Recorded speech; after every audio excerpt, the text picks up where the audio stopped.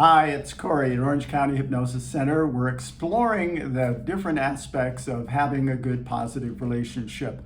I spoke in the first video a little bit about control, and I'm going to extend that consciousness of control, emotional control, that has to do with a balanced perspective of who you really are. I mentioned before that many times people will come together out of a damaged background, and they're thinking that if I find somebody who's been equally as damaged as I have or has as much trauma as I've had, I'm going to have more of a chance at having a good relationship. That simply doesn't work. The reality is you have to have a good relationship with yourself, number one.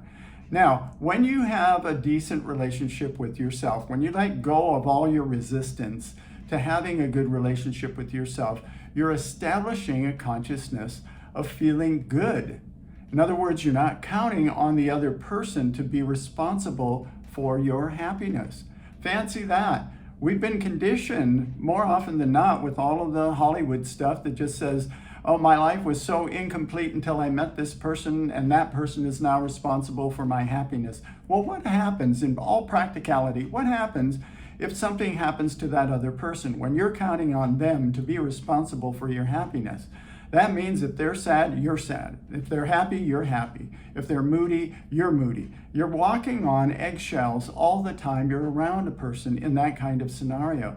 So the reality behind it is this: if you have a good relationship with yourself, you already have a certain amount of happiness that you're bringing to every kind of situation that you come into. To every relationship, you're bringing this kind of optimism that you're looking for the best in yourself, you're looking for the best in them, and that's going to create a wonderful environment. In other words, you're already happy, but your partner makes you even happier.